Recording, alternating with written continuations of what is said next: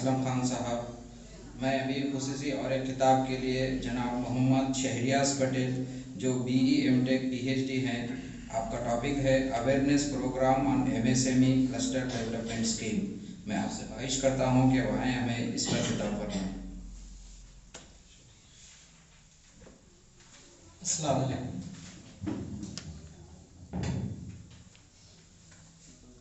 जनाब तौफीक असलम साहब, जनाब यूसुफ अली खान साहब और रिफा चैम्बर ऑफ कॉमर्स के कन्वेयर संगारेड्डी के जनाब शुजाउद्दीन साहब और यहाँ पर मौजूद सारे भाइयों को मैं अपना सलाम पेश करता हूँ।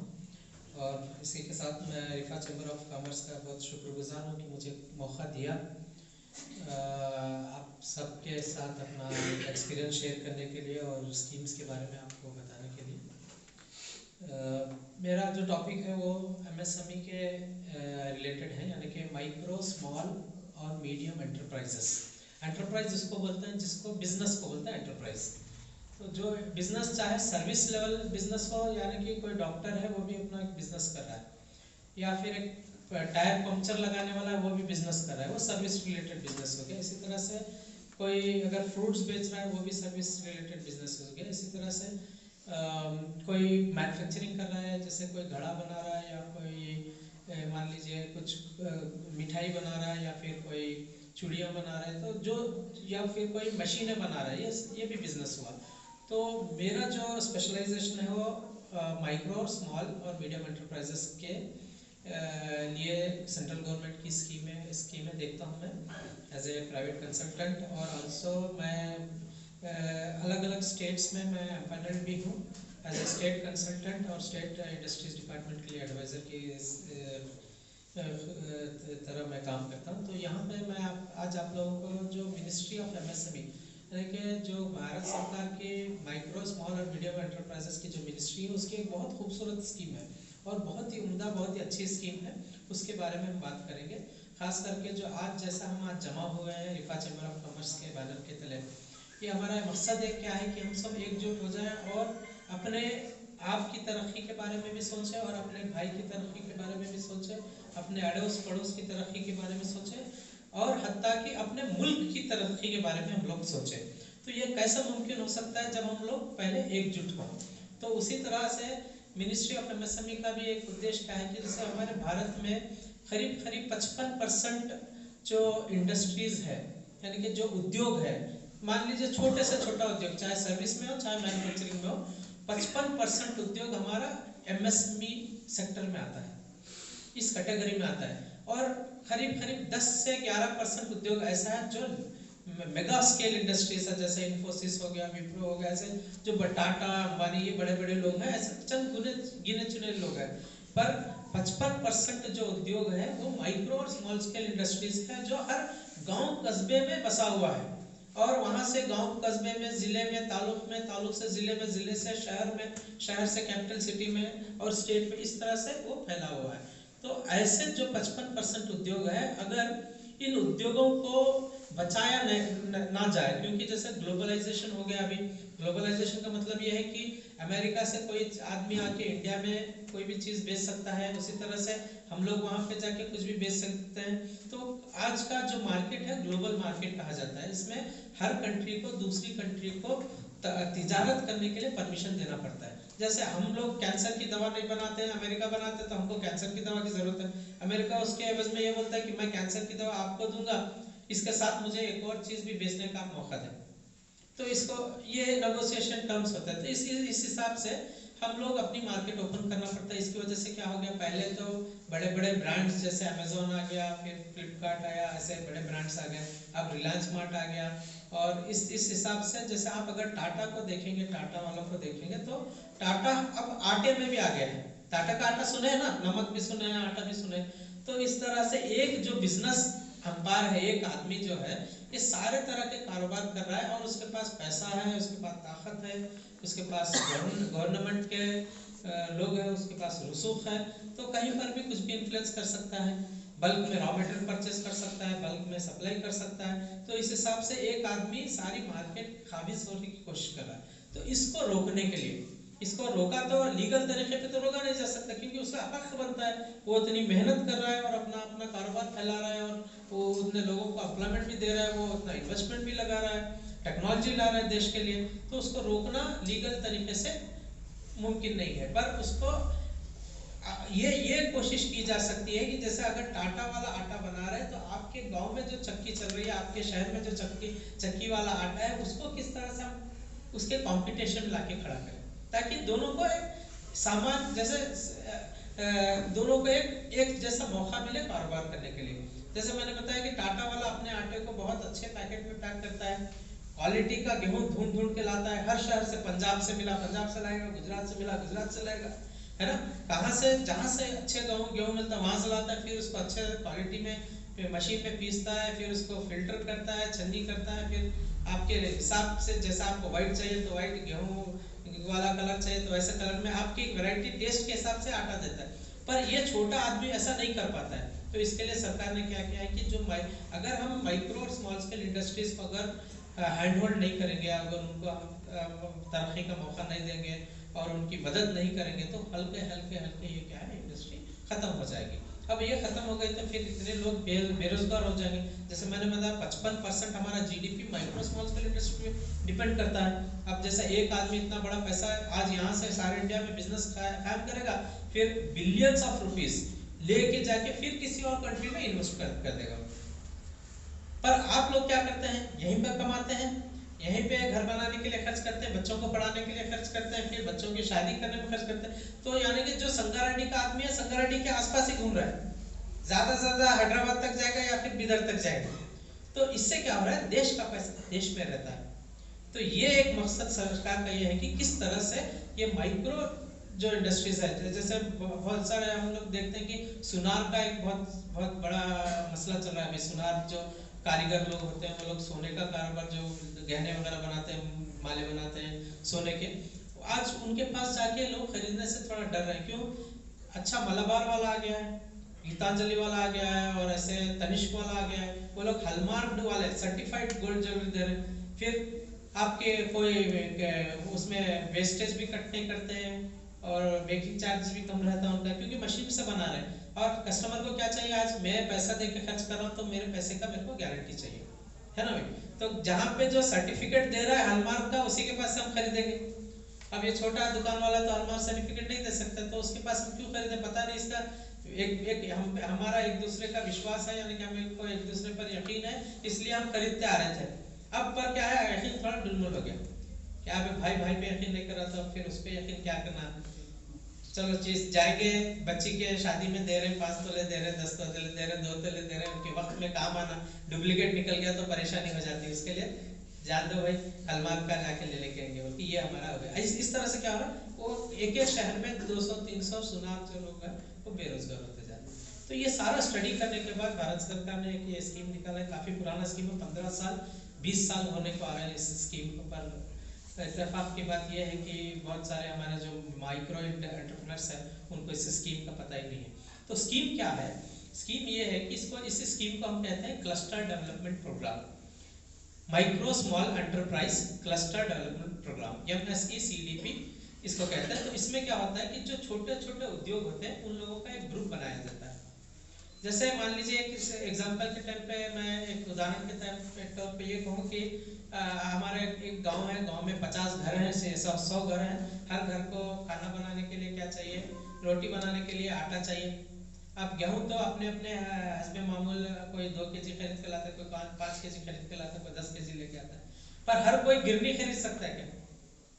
नहीं खरीद सकता, क्योंकि अगर गिरनी का जो इन्वेस्टमेंट होता है उसका बहुत ज्यादा हो जाता है। तो अगर कोई पैसा वाला है वो गिरनी खरीदा तो भी उसकी होशियारी नहीं है, 2 केजी खरीदने आटा बनाने के लिए गिरनी खरीदा, वो तो बेवकूफी वाली बात हो गई। यानी कि पैसा है मेरे पास, मैं कार नहीं खरीद के बस खरीद के फिर रहा हूं, तो लोग क्या बोलते, क्या बेवकूफ आदमी है नहीं। तो पैसे का सही इस्तेमाल भी हो, इसके साथ साथ जिसके पास पैसा नहीं हो वो भी आदमी उस टेक्नोलॉजी उसको मिले। तो ये करने के लिए भारत सरकार ने क्या किया, ठीक है भाई हम लोग ऐसा करते हैं, आपके गांव में सरकार एक गिरनी लगा के दे देती, आप सब अपना अपना गेहूं लाओ, पीस लेके जाओ। अब यही एग्जांपल चल रहा था ये सरकारी दवाखानों का। तो सरकारी दवाखानों में क्या हो रहा था, सरकार हर एक शहर में क्या करे, एक सरकारी दवाखाना खोल रही, कम से कम 100 करोड़, 150 करोड़, 200 करोड़, 500 करोड़, 1000 करोड़, 2000 करोड़ तक का इन्वेस्टमेंट एक एक सिविल हॉस्पिटल में होता है बनाने में। उतना बनाने के बाद बाजू एक एमबीबीएस एमडी एमबीबीएस डॉक्टर आ जाता है, आके एक छोटे से शॉप में अपना क्लिनिक खोलता है। लोग पहले उस पर भरोसा करते हैं, सरकारी दवाखाने में जाए। क्यों? वहाँ के हालात भी कैसे हो गए, जो डॉक्टर नौकरी ले लिए, जो नर्सा नौकरी ले लिए, जो कंपाउंडर नौकरी ले लिए, वो बोल रहे सरकार पैसा दे रही, मैं इलाज करूँ नहीं करूँ। लापरवाही, ये सारी चीजें हो रही, इस वजह से इतना इन्वेस्टमेंट करने के बाद भी वो वेस्ट जा रहा। अब सरकार बोली भाई ऐसा अगर फ्री में लगा के दिए तो भी ये चल रहा नहीं, अब क्या करना। एक काम ये कर सकते हैं कि ये जितने बीमार हैं, बीमारों को कुछ एक मशीन दे देंगे डायलिसिस, तुम्हारा तुम कर लियोगे। अब उन्होंने अपना इलाज तो सही कर लेते हैं, अब इनमें थोड़ा एक ट्रेंड आदमी एक डालना। तो ये मकसद जो हमारा क्लस्टर डेवलपमेंट का वही है कि जो माइक्रो एंटरप्रेन्योर्स है, जो छोटे छोटे उद्योग वाले लोग हैं, वो अपना एक ग्रुप बना ले। ग्रुप बना के आपको अभी सरकार एक पार्टनर बना रही है फैसिलिटी में। हम लोग क्या करते हैं, एक टेक्नोलॉजी सेंटर बना के देते हैं। तो ये टेक्नोलॉजी सेंटर में आप भी एक पार्टनर रहते हैं और टेक्नोलॉजी सेंटर आपके हवाले कर देते हैं, बजाय कि मैं वहाँ पे एक ऑफिसर अपॉइंट करके और एक 4 उसके अंदर जूनियर ऑफिसर अपॉइंट करके तुम इनको देखने के लिए छोड़े, तो फिर वो भी ऐसी फैसिलिटी बेकार हो जाती। इसकी वजह ये नहीं करके आपके हवाले कर देती सरकार। उसमें सरकार क्या बोल रही है, 90% हम पैसा डालते हैं, मिनिमम 10% आप डालना। आप भी 10%, मतलब आप 20 लोग मिलके 10% डालना, 100 लोग मिलके 10% डालना। मान लीजिए एक प्रोजेक्ट मैं 10 करोड़ रुपए का अगर प्रोजेक्ट कर रहा हूँ, तो सरकार 90% डालेगी, यानी कि 9 करोड़ सरकार देती है और 1 करोड़ अपने को डालना है। 1 करोड़ अगर हम 100 लोग मिलके डालें तो आदमी को कितना कितना डालना है, 1-1 लाख रुपए। अगर 200 लोग मिलके डाल रहे तो आदमी को कितना डालना है, 50,000 डालना है। 400 लोग मिलके कर रहे तो आदमी को 25,000 डालना है। बस फिर मालिक बनना है वो फैसिलिटी के। तो इस स्कीम को हम लोग कहते हैं क्लस्टर डेवलपमेंट स्कीम। तो ये मेन स्कीम का जो मकसद है, हर एक रीजन में, जैसे मौलाना ने फरमाया और यूसुफ साहब ने फरमाया कि आपको अपने अपने रीजन में क्या स्पेशल है, क्या रॉ मटेरियल मिलता है, या फिर क्या हमारी इंडस्ट्री है, कैसा हमारा ग्रुप बने, वो पहले आइडेंटिफाई करना है। तो ग्रुप में कैसा हो सकता है कि हम जैसे एक टेलर को, एक नाई को, फिर एक सुनार को लेके हम ग्रुप कभी भी नहीं बना सकते। तो ग्रुप कैसा बनना, सिमिलर इंडस्ट्रीज का, यानी कि सब टेलर्स है या गारमेंट वाले हैं, सारे एक ग्रुप बना लें। सुनार लोग हैं, सारे एक ग्रुप बना लें। इसी तरह से मैकेनिक लोग हैं, एक ग्रुप बना लो। बीदर में, आपके करीब शहर में बीदर में हमने 10 करोड़ का प्रोजेक्ट किया है, जिसमें ऑटो क्लस्टर करके हमने बनाया। ऑटो क्लस्टर, वहाँ पर सारे मैकेनिकों का एक ग्रुप बनाया हम लोग। ग्रुप बना के उन लोगों के पास हम लोग देखे कि वो लोग अपना इंजन का जो बोरिंग का काम रहता है, ग्राइंडिंग का काम रहता है और पंप का काम रहता है, वो हैदराबाद लेके जाते थे, बीदर से हैदराबाद। मेरे को मालूम है सगारेड्डी से भी तकरीबन जाता होगा, उसी तरह से जैराबाद से जाता है। तो वो लोगों को बहुत तकलीफ थी। ग्रुप बना के उनको पूरे मशीनें आज वहाँ पर दिए। तो जो हैदराबाद में काम हो सकता है उससे बेहतरीन काम बीदर में हो रहा है आज, और सारा एक जगह में। अब जैसे हैदराबाद में हर जगह हेड एक जगह काम कराना, ब्लॉक एक जगह काम कराना, पंप एक जगह रिपेयर कराना, आज वहाँ पर सारा एक जगह और कम दामों में। यानी कि जब 90% सरकार जिम्मेदारी ले रही, मशीनरी सरकार दे रही, तो आपका 10% लग रहा है, तो आप अपने मेंबरों को क्या है, डिस्काउंट देना। एक चीज जो 100 रुपए में काम हो सकता था, आज वो काम 10 रुपए में दे रहे हैं मेंबर्स को। वो भी 10 रुपए क्यों कलेक्ट कर रहे हैं, उसकी इलेक्ट्रिसिटी भरने के लिए, और उसका जो वहाँ पर एक ऑपरेटर रखना पड़ता है, मशीन ऑपरेटर रखने के लिए, उसकी सैलरी के लिए, उसके और कुछ रॉ मटेरियल कुछ लगता है, ऑयल लगता है, कुछ लगता है, तो उस अखराजात के लिए कलेक्ट कर रहे हैं। तो इस स्कीम को हम क्लस्टर डेवलपमेंट स्कीम कहते हैं। इस स्कीम के अगर गाइडलाइंस को आप देखेंगे तो ये मिनिस्ट्री ऑफ एमएसएमई की है। इसमें स्टेट एक पार्टनर होता है। आपका जब एक ग्रुप बन जाए, आपके ग्रुप को हम रजिस्टर करवाना पड़ता है, कंपनी रजिस्टर करनी पड़ती है। सेक्शन 8 में कंपनी रजिस्टर करके आपका ग्रुप एक पार्टनर रहेगा। इसमें स्टेट गवर्नमेंट भी एक पार्टनर बनती है। इसमें स्टेट गवर्नमेंट 10% डालता है, भारत सरकार 80% डालती है और आप 10%, तो एक 100% पैसा बन गया इसमें। तो अपना अपना एक ये जो पैसे 100% आपके, जैसे आपका 10% डालना है, वो लैंड की शक्ल में भी डाल सकते हैं। आप मान लीजिए आपके पास लैंड है, तो लैंड अगर प्रोजेक्ट में आप दे रहे हैं तो वो भी हम काउंट कर लेते हैं, उसको भी काउंट किया जाता है। तो इस तरह से इस स्कीम को हम लोग इम्प्लीमेंट करते हैं। इस स्कीम को हम जो टेक्नोलॉजी सेंटर बनाते हैं उसको बोलते हैं कॉमन फैसिलिटी सेंटर, यानी कि सामान्य सौलभ्य केंद्र करके बोलते हैं, यानी कि हर किसी के काम में आने वाला एक सेंटर। तो सामान्य सौलभ्य सेंटर, कॉमन फैसिलिटी सेंटर हम लोग इसमें बनाते हैं। इसका टोटल प्रोजेक्ट कॉस्ट जो हो सकता है अप टू 20 करोड़ हो सकता है, 20 करोड़ का हो सकता है। यानी कि भारत सरकार 20 करोड़ में 16 करोड़ भारत सरकार देती है और 2 करोड़ स्टेट गवर्नमेंट देती है। आपका 2 करोड़ लगाना है। आप टोटल प्रोजेक्ट 1 करोड़ का भी बना सकते हैं। आप 1 करोड़ का बनाएंगे तो 10 लाख आपको देना है, भारत सरकार 80 लाख देगी और 10 लाख स्टेट गवर्नमेंट देगी, अपनी कैपेसिटी के हिसाब से और अपना जो टेक्नोलॉजी अपने को चाहिए उस हिसाब से हम प्रोजेक्ट्स बना सकते हैं।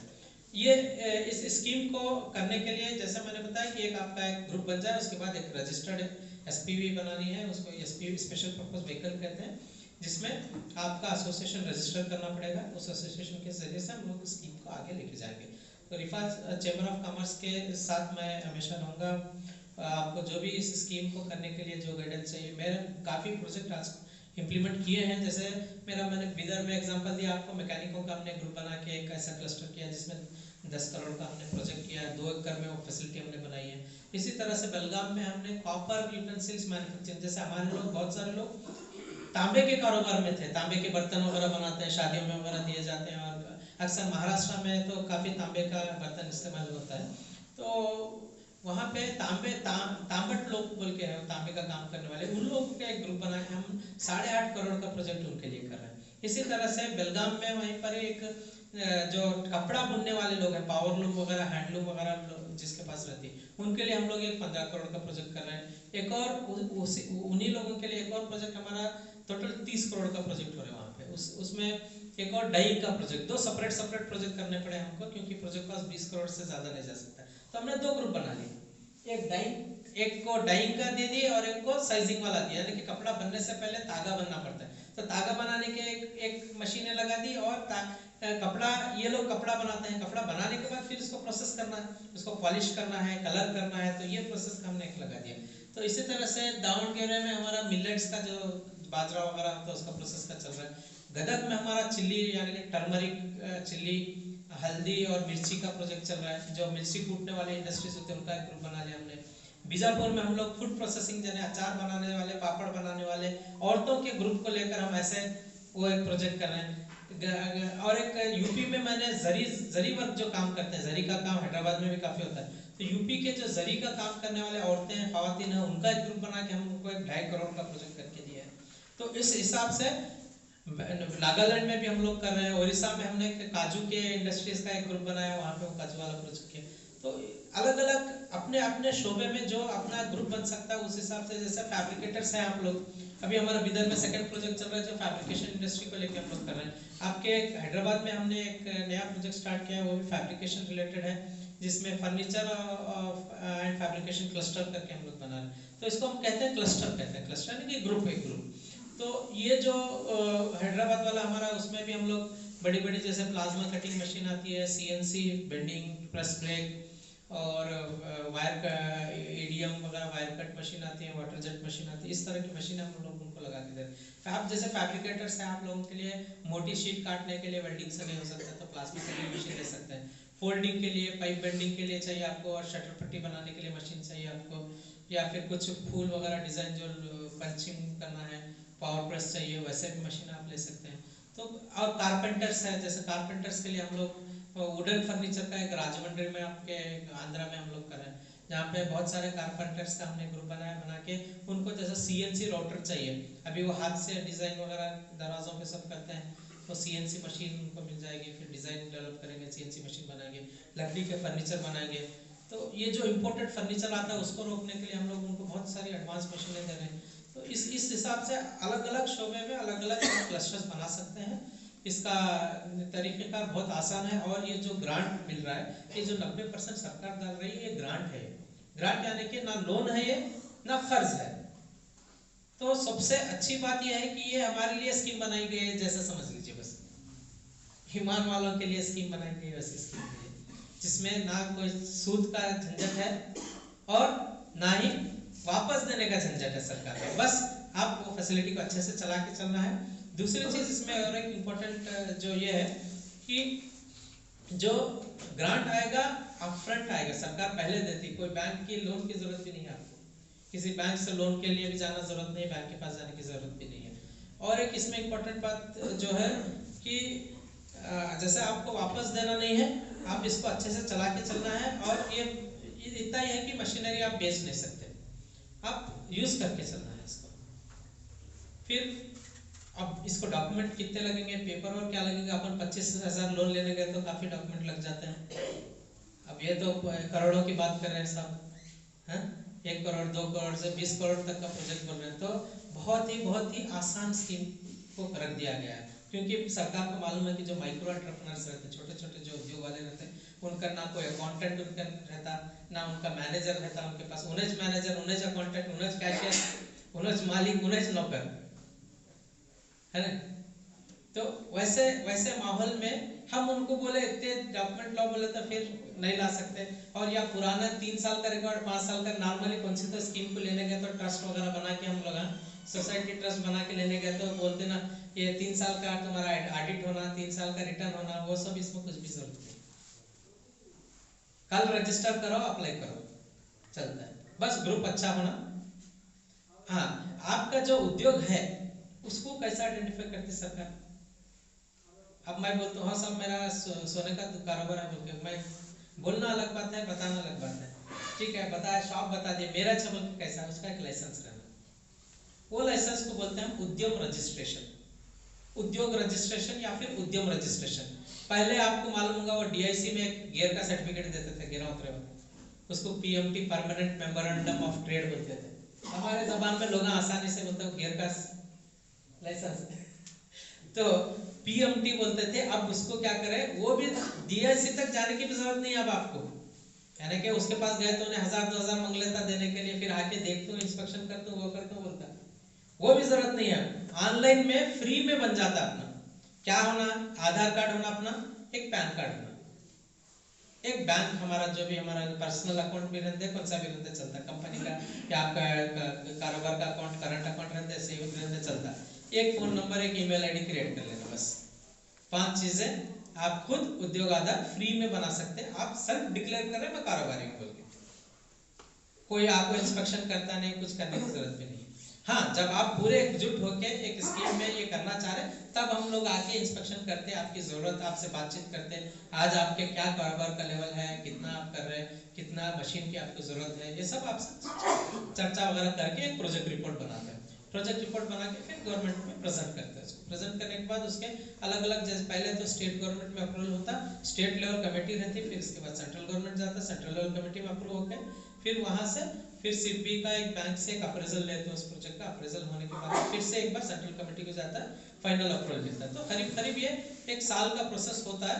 बट इसको क्या है, एक हिसाब लगा लीजिए, अगर हम 10 करोड़ 20 करोड़ कमाना तो कितना टाइम लगता है, तो वो सोच ले कि 1 साल अगर हम अपना एक ग्रुप बना के अगर हम लोग थोड़ा सा 1 साल सब्र करके मेहनत करके इसके पीछे अगर हम लगेंगे तो इंशाल्लाह हमारे भी टेक्नोलॉजी सेंटर हो सकते हैं। तो अगर बड़ा बनना है तो हमको मशीनें चाहिए, हमको टेक्नोलॉजी चाहिए, पैसा हमारे पास है नहीं, हम डाल नहीं सकते, तो ये स्कीम है, इसका फायदा उठाइए। हम तभी बड़े बन सकते हैं जब हमारे पास पैसा हो या फिर हमारे पास ताकत हो। तो ये बहुत अच्छा सुनहरा मौका है, बहुत अच्छी स्कीम है, इसका फायदा उठाइए। जब कभी भी रिफा चैम्बर ऑफ कॉमर्स को मेरी ज़रूरत रहेगी, मैं अपनी खुशनसीबी समझूंगा आप लोगों के साथ काम करने के लिए। और मैं समझता हूँ कि मुख्तसर सा मैं अपनी स्कीम को बताया हूँ। आज एक स्पेशल प्रोग्राम करना पड़ेगा, जो एक ग्रुप बनने के बाद फिर हम उसको डिटेल में स्कीम बता सकेंगे। वक्त भी काफ़ी हो चुका है। मैं फिर से जनाब शुजाउद्दीन साहब का और चीफ गेस्ट हमारे तौसीफ असलम साहब का, यूसुफ अली खान साहब का और मोहम्मद इस्माइल साहब का शुक्रगुजार हूँ। मुझे इस काबिल समझा कि आप लोगों के साथ, और आप जो बहुत बड़ा काम कर रहे हो उम्मत के लिए, और मेरे जैसे अन्ना आदमी को एक मौका दिया कुछ दिन के लिए भी काम में आ जाऊँ, तो बहुत अल्लाह का एहसान समझूंगा मैं, और आप सबका भी एहसान समझूंगा। आप लोगों से गुजारिश ये है कि हमारी कौम में बहुत कम लोग हैं जो इस चीज़ का फ़ायदा उठा रहे हैं। मैं कोशिश कर रहा हूँ कि जहाँ जहाँ भी मौका मिले मैं जाके वहाँ तक लोगों को बता रहा हूँ। और अपने तौर पर मैं अब तक कर रहा था इसको, कर्नाटका में मैं अब तक है ना इसके 14-15 प्रोजेक्ट मैं कर चुका हूँ। मेरे अप्रूव्ड प्रोजेक्ट करीब 22 प्रोजेक्ट मेरे कर्नाटका में है, उसमें अल्हम्दुलिल्लाह 8 प्रोजेक्ट मैं हमारे अपने लोगों के लिए, मतलब अपनी कौम के लिए किया हूँ, जो करीब 200 करोड़ का इन्वेस्टमेंट मैं सरकार से ला सकता हूँ। तो ये चीज़ मैं यही कोशिश करूँगा कि मेरी ज़िंदगी अल्लाह ताला अगर